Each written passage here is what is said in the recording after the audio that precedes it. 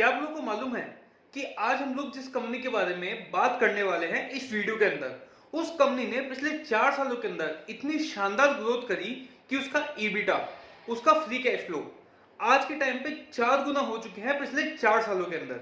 इसके अलावा इस कंपनी ने जो इसका कस्टमर पोर्टफोलियो है उसके अंदर बड़े बड़े नाम शामिल कर रखे हैं, जैसे कि माइक्रोसॉफ्ट, Amazon, गूगल, मैककेफे, एसएपी और ओरेकल। तो दोस्तों, हम लोग यहाँ पे बात कर रहे हैं हैप्पीएस्ट माइंड के बारे में। तो अब इस वीडियो के अंदर हम लोग सबसे पहले देखेंगे इस कंपनी का ओवरव्यू।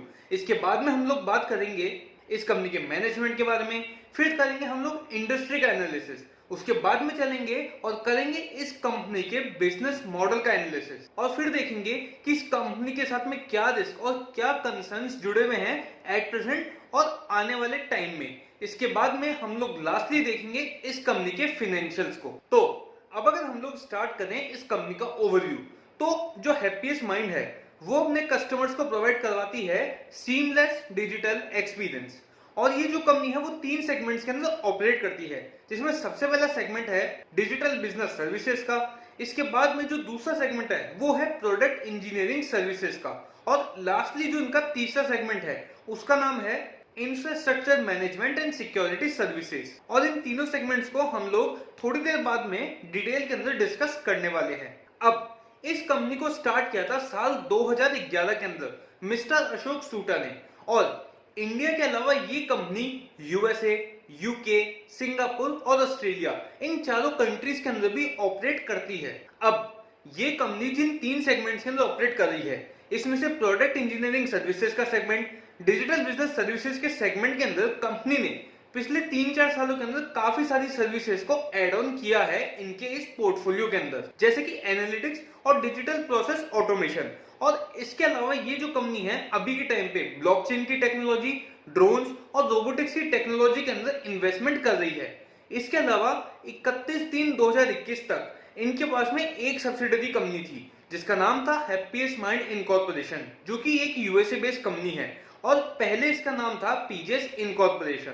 अब इनके पास में इस कंपनी के अंदर 100% स्टेक है, और हैप्पीएस्ट माइंड ने जब इस कंपनी को अपनी सब्सिडरी कंपनी बनाया उससे पहले पीजेस इनकॉर्पोरेशन एक पोटेंशियल क्लाइंट था हैप्पीएस्ट माइंड का, और पीजेस इनकॉर्पोरेशन के पास में एक टाई अप किया हुआ है पिमकोड नाम की कंपनी के साथ में, जो कि है ऑस्ट्रेलिया बेस्ड कंपनी। और ये जो पूरा एक्विजिशन हैप्पीएस्ट माइंड ने किया पीजेस इनकॉर्पोरेशन का, इसकी टोटल कॉस्ट आई थी 9,720 lakhs की, जिसमें से कैश के अंदर पेमेंट किया गया था 6,025 lakhs का, और वारंट्स की फॉर्म में पेमेंट किया गया था 3,695 lakhs का। तो अब अगर हम लोग आगे बढ़े और बात करें इस कंपनी के मैनेजमेंट के बारे में, तो इसमें अगर हम लोग सबसे पहले बात करें इस कंपनी के फाउंडर और इस कंपनी के एट प्रेजेंट एग्जीक्यूटिव चेयरमैन की, जिनका नाम है मिस्टर अशोक सूटा।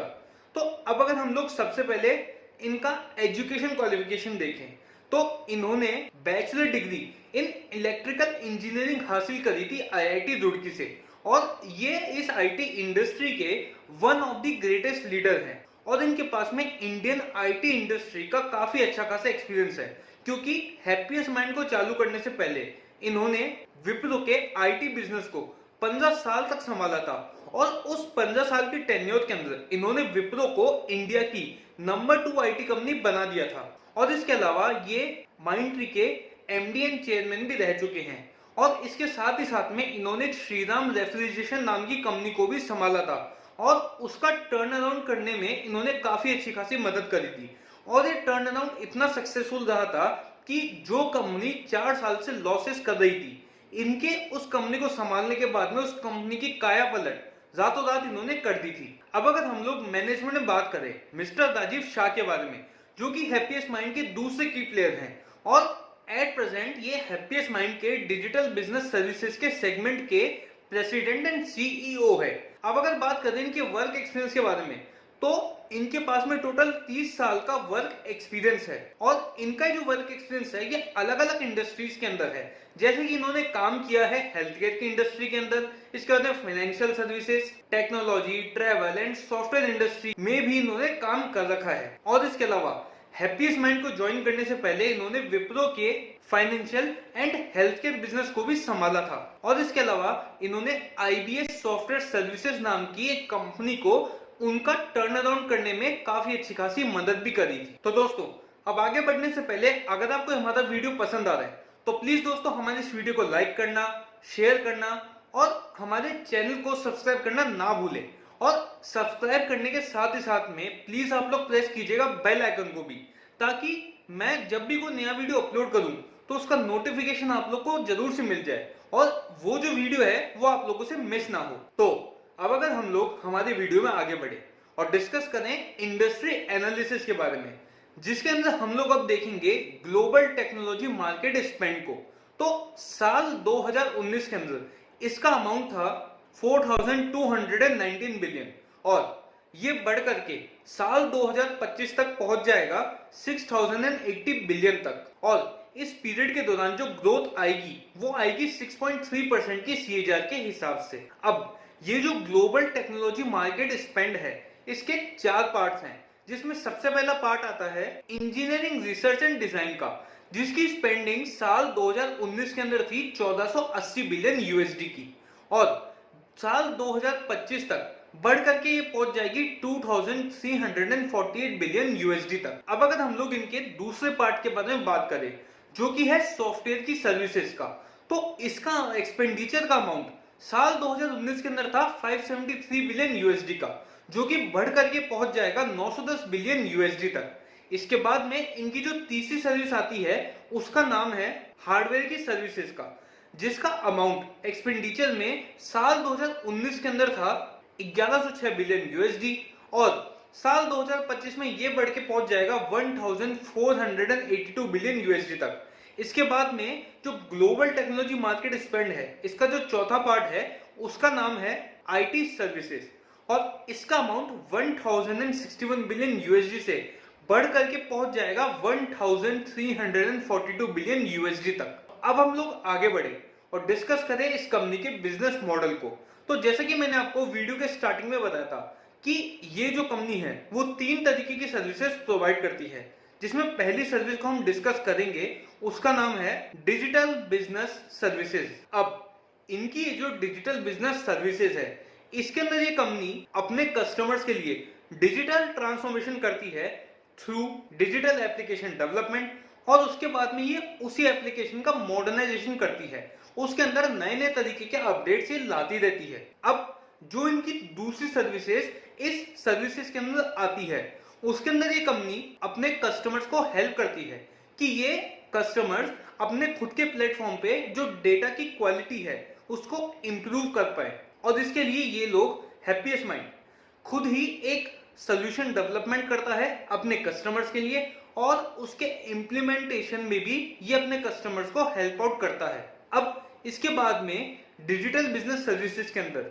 ये कंपनी जो तीसरी सर्विस प्रोवाइड करती है उसका नाम है consulting and domain led offerings. अब इसके अंदर ये कंपनी हेल्प करती है अपने कस्टमर को to migrate their services their application to cloud platform और इसी के साथ में ये प्रोवाइड करवाती है इनको डिजिटल रोड मैप। अब अगर हम लोग डिस्कस करें इनकी दूसरी सर्विसेज के बारे में जिसका नाम है प्रोडक्ट इंजीनियरिंग सर्विसेज। अब प्रोडक्ट इंजीनियरिंग सर्विसेज के अंदर जो हैप्पीएस्ट माइंड है वो अपने कस्टमर्स को हेल्प आउट करती है कि इनके जो कस्टमर है अपने प्रोडक्ट्स के अंदर अपनी सर्विसेज के अंदर डिजिटल ट्रांसफॉर्मेशन ला पाए और इसके लिए हैप्पीएस्ट माइंड जो है ऐसे प्रोडक्ट्स और ऐसे प्लेटफॉर्म्स अपने कस्टमर्स को प्रोवाइड करवाता है जो कि स्मार्ट हो, सिक्योर हो और एक दूसरे से कनेक्टेड हो। और हैप्पीएस्ट माइंड के यहाँ पे जो प्रोडक्ट्स रहते हैं वो रहते हैं स्केलेबल मिनिमम विएबल प्रोडक्ट और इसकी वजह से हैप्पीएस्ट माइंड हेल्प करता है अपने कस्टमर्स को टू बिल्ड कॉम्पिटिटिव एडवांटेज। अब अगर हम लोग बात करें इनके infrastructure management and security services के बारे में, तो इस सर्विसेज के अंदर ये लोग अपने कस्टमर्स को प्रोवाइड करवाते हैं end to end monitoring and management की सर्विसेज कस्टमर्स के एप्लीकेशन और उसके इंफ्रास्ट्रक्चर के लिए। और इनकी जो सिक्योरिटी ऑफरिंग्स है उसके अंदर ये लोग अपने कस्टमर्स को साइबर एंड इंफ्रास्ट्रक्चर की सिक्योरिटी देते हैं और इसी के साथ साथ में ये लोग अपने कस्टमर्स को बचाते हैं थ्रेट से और वल्नरेबिलिटी से भी। और इसके अलावा इनकी जो इंफ्रास्ट्रक्चर की ऑफरिंग है उसके अंदर ये लोग अपने कस्टमर्स को हाइब्रिड क्लाउड सर्विसेज और इसके अलावा सॉफ्टवेयर डिफाइंड इंफ्रास्ट्रक्चर की सर्विसेज भी प्रोवाइड करवाते हैं। अब ये तो हमने बात की इनकी 3 सर्विसेज के बारे में। इसके अलावा इस कंपनी के पास में 3 सेंटर ऑफ एक्सीलेंस भी है, तो अब हम उनको देखते हैं। और इसके अंदर जो सबसे पहला आता है उसका नाम है इंटरनेट ऑफ थिंग्स। तो अब इनकी इंटरनेट ऑफ थिंग्स यानी कि IoT ऑफरिंग्स के अंदर ये लोग प्रोवाइड करवाते हैं digital strategy creation, IoT security, IoT enabled manage services और इसके अलावा IoT लेड बिजनेस ट्रांसफॉर्मेशन की सर्विसेज भी ये लोग यहाँ पे प्रोवाइड करवाते हैं। तो अब इन लोगों का जो दूसरा सेंटर ऑफ एक्सीलेंस है उसका नाम है आर्टिफिशियल इंटेलिजेंस और इसके बारे में हम लोग सभी काफी हद तक काफी कुछ जानते हैं। तो यहाँ पे हैप्पीएस्ट माइंड जो है वो आर्टिफिशियल इंटेलिजेंस को यूज करता है to deal with large volume of data provided by their customers. तो अब अगर हम लोग यहाँ पे देखें इनका तीसरा सेंटर ऑफ एक्सीलेंस जिसका नाम है डिजिटल प्रोसेस ऑटोमेशन और इस सेंटर ऑफ एक्सीलेंस के अंदर जो हैप्पीएस्ट माइंड है वो अपने कस्टमर्स को ऑफर करता है digital led transformation through process automation of core business application. तो अब अगर हम लोग यहाँ पे आगे बढ़े और डिस्कस करें वो रिस्क और वो कंसर्न जो हैप्पीएस्ट माइंड के साथ में अभी जुड़े हुए हैं और आगे जाके भी नए रिस्क और नए कंसर्न जो जुड़ सकते हैं हम लोग यहाँ पे उसको भी देखने वाले हैं। तो अब यहाँ पे हम लोग एक ऐसे रिस्क के बारे में बात करेंगे जो कि सिर्फ हैप्पीएस्ट माइंड के साथ में नहीं, इंडियन आईटी इंडस्ट्री की हर कंपनी के साथ में जुड़ा हुआ है और ये जो रिस्क है वो है एम्प्लॉय से रिलेटेड। अब मैं आपको बताता हूँ कि ये रिस्क क्या है। तो देखिए, अब ये जो एम्प्लॉय से रिलेटेड रिस्क है ये 2 तरीके से जुड़ा हुआ है। तो ये जो इसका पहला पहलू है वो है एम्प्लॉयज की सैलरीज और वेजेस से रिलेटेड। अब यहाँ पे भी इंडिया में क्या हो रहा है, इंडिया के अंदर जो वेजेस की रेट है, जो सैलरीज की रेट है वो डेवलप कंट्रीज की कंपैरिजन में यानी कि यूके, यूएसए और जो भी अदर डेवलप कंट्रीज है, इकोनॉमीज है, उसकी कंपैरिजन में लो है। लेकिन यहाँ पे आगे चल के अगर कॉम्पिटिटिव प्रेशर की वजह से इंडिया के अंदर जो ग्रोथ रेट आएगी सैलरीज और वेजेस के अंदर वो ज्यादा रहती है डेवलप्ड इकोनॉमीज की जो ग्रोथ रेट आएगी उसकी कंपैरिजन के अंदर। तो इसका जो सीधा सीधा इंपैक्ट है वो इन आईटी कंपनीज की कॉस्ट एडवांटेज जो ये लोग अभी तक एंजॉय करते आ रहे हैं उसके ऊपर पड़ने वाला है। इसके अलावा यहाँ पे जो आईटी इंडस्ट्रीज की कंपनीज है उनके लिए दूसरा मेजर चैलेंज रहता है to attract employees and to retain them. और इसमें अगर हम लोग हैप्पीएस्ट माइंड के बारे में बात करें तो यहाँ पे हैप्पीएस्ट माइंड का जो एम्प्लॉय यूटिलाइजेशन रेट रहा था वो रहा था 79.5% फाइनेंशियल ईयर 21 के एंड होने पे और फाइनेंशियल ईयर 20 के एंड होने पे ये था 76.5% का। यानी कि यहाँ पे कंपनी ने इसके अंदर एक ग्रोथ अचीव करी है जो कि इस कंपनी के लिए एक अच्छा खासा पॉजिटिव साइन है। इसके बाद में अगर हम लोग एम्प्लॉय एट्रिशन रेट देखें तो फाइनेंशियल ईयर 20 के अंदर वो थी 18.7% जो कि फाइनेंशियल ईयर 21 के अंदर गिर करके पहुंच चुकी है 12.4% तक। अब यहाँ पे मैं आपको बता दूं कि एम्प्लॉय एट्रिशन रेट आगे होती क्या है। तो एम्प्लॉय एट्रिशन रेट का मतलब है कि 100 में से आपके कितने एम्प्लॉयज आपको छोड़ के गए, या तो रिटायर होके चले गए या फिर रिजाइन देके चले गए।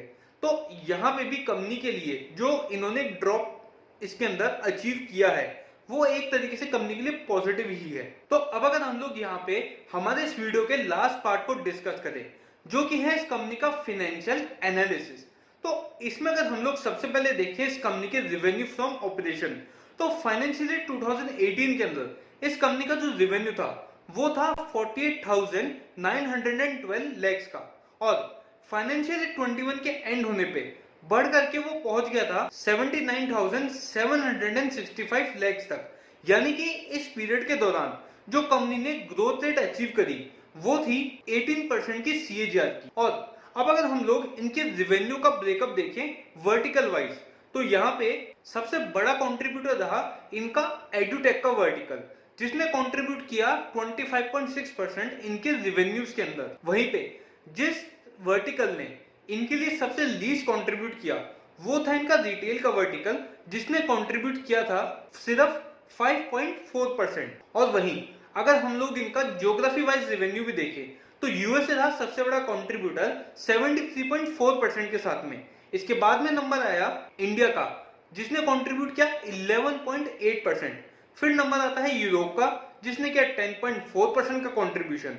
इसके अलावा रेस्ट ऑफ द वर्ल्ड ने कंट्रीब्यूट किया सिर्फ 4.4%। वहीं अगर हम लोग देखें इस कंपनी का रिटर्न ऑन कैपिटल एम्प्लॉयड, तो वो फाइनेंशियल 20 के अंदर था 28.9% पे, और फाइनेंशियल 21 के एंड होने पे वो इंक्रीज होकर के पहुंच गया था 31.2% तक। वहीं अगर हम लोग बात करें इनके रिटर्न ऑन इक्विटी के बारे में, तो फाइनेंशियल 20 के एंड होने पे वो पहुंच गया था 27.1% पे, और फाइनेंशियल 21 के एंड होने पे वो पहुंच गया था 29.8%। तो अब अगर हम लोग देखें इस कंपनी का ईबिटा, यानी कि earning before interest, tax and depreciation, तो फाइनेंशियल ईयर 2018 के अंदर इस कंपनी का जो ईबिटा था वो था सिर्फ 762 लैक्स का, और फाइनेंशियल ईयर 21 के एंड होने पे दोस्तों इसका ईबिटा ट्रेमेंडसली ग्रो करके पहुंच गया 21,573 लैक्स तक।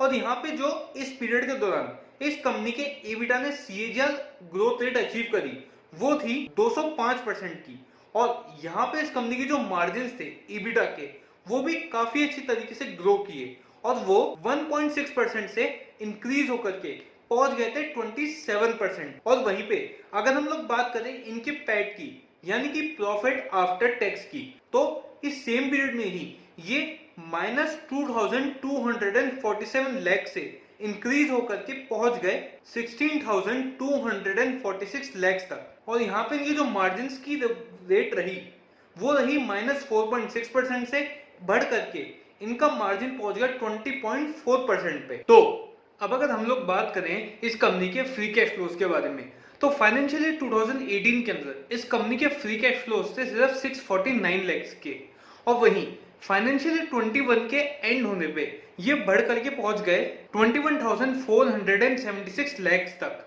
और यहाँ पे जो इनकी सीएजीआर की ग्रोथ रेट रही इस पीरियड के दौरान वो रही 221% की। और वहीं अगर हम लोग इनके फ्री कैश फ्लोज को कंपेयर करें इनके ईबिटा से, तो यहाँ पे free cash flow in comparison to EBITDA रहे ऑलमोस्ट 100%। तो इसका मतलब ये हुआ कि कंपनी ने जितना भी जो फ्री कैश फ्लो अर्न किया वो इनके कैश एंड कैश इक्विवेलेंट्स के अंदर प्रेजेंट है, और यहाँ पे जितना भी ईबिटा कंपनी ने अर्न किया उतना का उतना ही कंपनी अपने शेयर होल्डर्स को यहाँ पे रिटर्न कर पा रही है। और वहीं अब अगर हम लोग नेक्स्ट देखें इस कंपनी के ट्रेड रिसीवेबल्स को, तो फाइनेंशियल ईयर 20 के अंदर उनकी ग्रॉस वैल्यू थी 14,003 लाख की, और वहीं जो नेट वैल्यू रही वो रही 11,487 लाख की। तो यहाँ पे जो डिफरेंस आया उसमें से 1,272 लाख के जो डेटर्स थे उसको कंपनी ने माना था अनसिक्योर्ड बट गुड डेटर्स, और वहीं पे जो रिमेनिंग 1,244 लाख के डेटर रहे उसको कंपनी ने माना क्रेडिट इम्पेयर्ड डेटर्स। और वहीं अगर हमें इसको कंपेयर करें फाइनेंशियल ईयर 21 के स्टेटस से डेटर्स के, तो यहाँ पे इनकी जो ग्रॉस वैल्यू थी वो रही 12,875 लाख की, और जो नेट वैल्यू निकल के आई वो आई 11,610 लाख की। और यहाँ पे जो डिफरेंस का अमाउंट रहा ग्रॉस और नेट के बीच में 1,265 लाख का, तो उसको कंपनी ने माना अनसिक्योर्ड बट गुड डेटर्स। तो अब अगर हम लोग नेक्स्ट यहाँ पे देखें ऑडिटर्स का पेमेंट, तो फाइनेंशियल ईयर 20 के अंदर इन लोगों ने जो टोटल पेमेंट किया था ऑडिटर्स को वो किया था 35 लाख का, और यहाँ पे जो ऑडिट फीस का पेमेंट था इस 35 लाख में से वो था 30 लाख का। वहीं पे फाइनेंशियल ईयर 21 के अंदर जो इन लोगों ने पेमेंट किया ऑडिटर्स को वो था टोटल 81 लाख का, और इसमें से 70 लाख का पेमेंट किया इन्होंने ऑडिट फीस के लिए। तो अब यहाँ पे जो ऑडिट फीस का पेमेंट है वो मोर देन डबल हो गया, लेकिन मुझे यहाँ पे काफी हद तक जस्टिफाइड लगता है, क्योंकि कंपनी ने अपनी सेल्स के अंदर, ईबिटा के अंदर, प्रॉफिट आफ्टर टैक्स के अंदर भी काफी अच्छी खासी ग्रोथ अचीव करी। इसके अलावा दोस्तों हैप्पीएस्ट माइंड ने 29 मई 2017 को एंटर किया था एक परचेज एग्रीमेंट के अंदर, जिसके अंदर ये लोग एक सब्सटेंशियल इंटरेस्ट बाय करने वाले थे ओएसएस क्यूब एलएलसी के अंदर। तो यहाँ पे जो अमाउंट डिसाइड हुआ था दोनों पार्टीज के बीच में वो हुआ था 100.1 लाख का, जो कि ओएसएस क्यूब एलएलसी पे करने वाला था हैप्पीएस्ट माइंड को because of shortfall in working capital. लेकिन यहाँ पे जून 2018 के अंदर ओएसएस क्यूब एलएलसी ने ये क्लेम कर दिया कि यहाँ पे इस अमाउंट की यानी कि 100.1 लाख की कोई बात हुई नहीं थी। जो बात हुई थी वो थी सिर्फ 63.1 लाख की। और यहाँ पे ओएसएस क्यूब एलएलसी ने इसके अलावा हैप्पीएस्ट माइंड पे एक चार्ज भी क्लेम कर दिया था 558.1 लाख का। और फिर शुरू हुआ हैप्पीएस्ट माइंड और ओएसएस क्यूब एलएलसी के बीच में एक नेगोशिएशन। और इसका जो फैसला हुआ वो हुआ 15 अप्रैल 2020 को। और उस फैसले के तहत ये डिसाइड हुआ कि ओएसएस क्यूब एलएलसी गलत चार्जेस क्लेम करने की वजह से हैप्पीएस्ट माइंड को देगा 2,80,000 यूएसडी। तो दोस्तों ये था हमारा पूरा एनालिसिस हैप्पीएस्ट माइंड के बारे में। उम्मीद करते हैं कि वीडियो आपको पसंद आया होगा। तो प्लीज दोस्तों अगर आपने इस वीडियो को एंड तक देखा है तो प्लीज आप लोग इस वीडियो को लाइक करना ना भूलें। साथ ही साथ में हमें कमेंट बॉक्स में बताएगा कि वीडियो आपको कैसा लगा। और हमारे चैनल को सब्सक्राइब करना और साथ ही साथ में बेल आइकन को भी प्रेस करना ना भूलें। तब तक के लिए धन्यवाद।